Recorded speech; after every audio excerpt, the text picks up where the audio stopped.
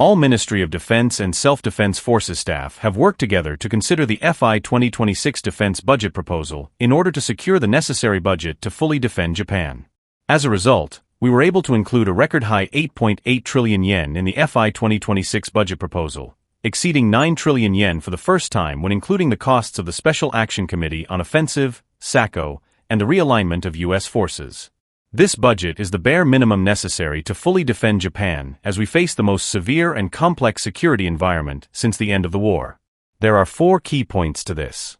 First, we have allocated approximately 600 billion yen as expenses for improving the treatment of personnel, in order to quickly create an environment in which all personnel can devote themselves to their duties with high morale and fully demonstrate their abilities. Specifically, in order to ensure that troops are satisfied with both the quality and quantity of their meals, the budget for food costs per person will be increased by approximately 14%, the largest increase ever.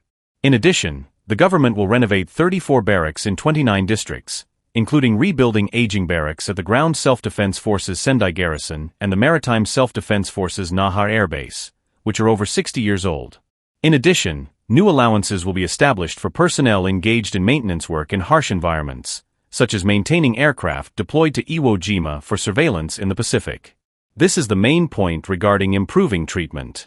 The second point is that we have appropriated approximately 100 billion yen as expenses for the swift establishment of a multi-layered coastal defense system, SHIELD, using unmanned assets, which will enable our country to adapt to new ways of fighting and stop enemy invasions of remote islands along the coast while thoroughly protecting the lives of our troops.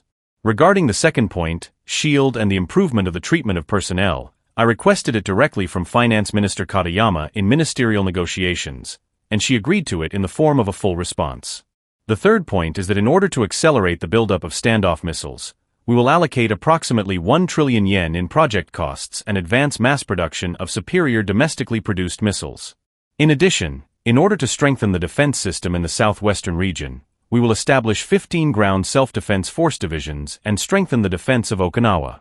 And finally, the fourth point is that it is also important to ensure the stable use of outer space, which is the foundation of people's lives, so we have made this the fourth point. We will also firmly strengthen our defense capabilities in the space domain, including by reorganizing the Air Self-Defense Force into the Aerospace Self-Defense Force. These budgets will steadily advance the fundamental strengthening of defense capabilities in order to resolutely protect the lives and peaceful lives of the people in a severe security environment. I am confident that these budgets will demonstrate the clear national will of the government of Japan, both at home and abroad. Regarding your other question about the ratio of security-related expenses to GDP for FY 2026, this includes budgets other than those for the Ministry of Defense, including public infrastructure development, which is calculated around the end of the fiscal year. As such, we usually disclose the ratio to GDP after the end of the fiscal year, so we appreciate your understanding that we are unable to disclose it at this time. In any case, we will do our utmost to provide the public with a thorough and easy-to-understand explanation of how this budget has been secured.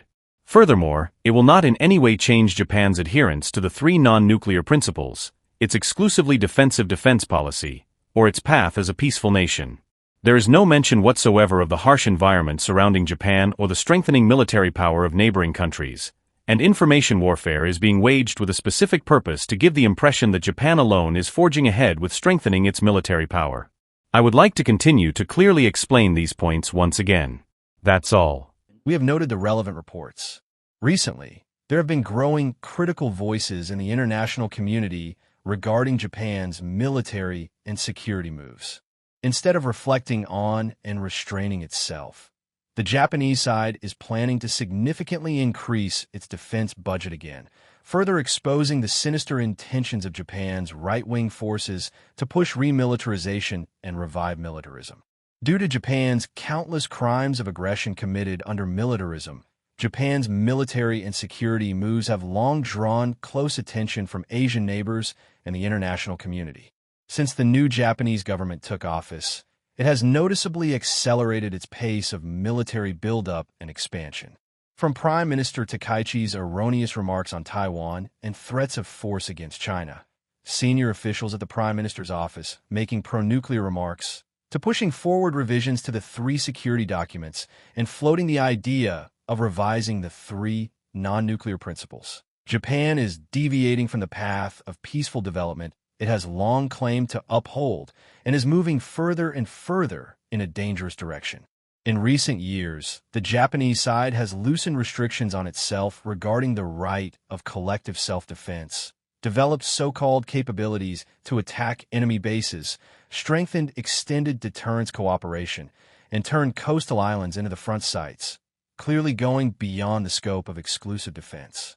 The so-called defensive counterstrike has become an excuse for Japan's right-wing forces to incite public opinion, deceive the public, and breach the post-war international order and the provisions of Japan's constitution. These moves have already aroused a high level of vigilance in the international community. The Japanese people are also victims of militarism. I have noted that some insightful figures in Japan have pointed out that increasing defense spending cannot bring peace and stability.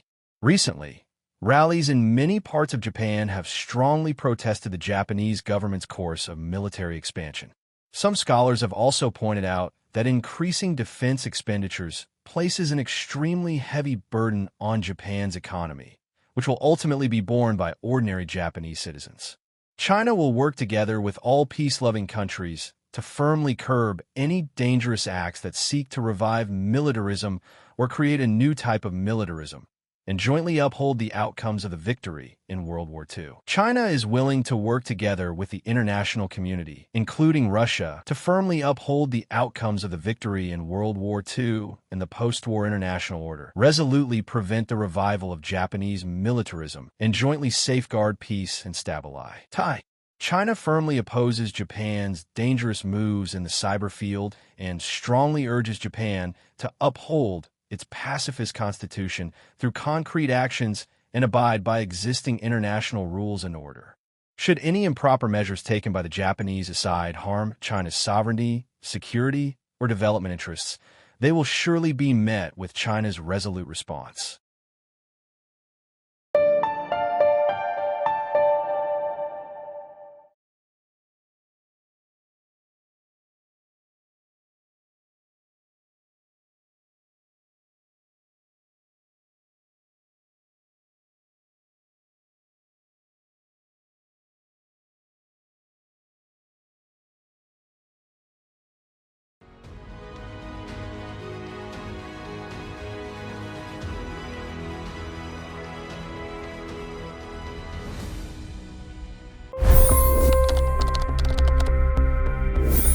$25 crore गरीब गरीबी को परास्त करके बाहर निकले।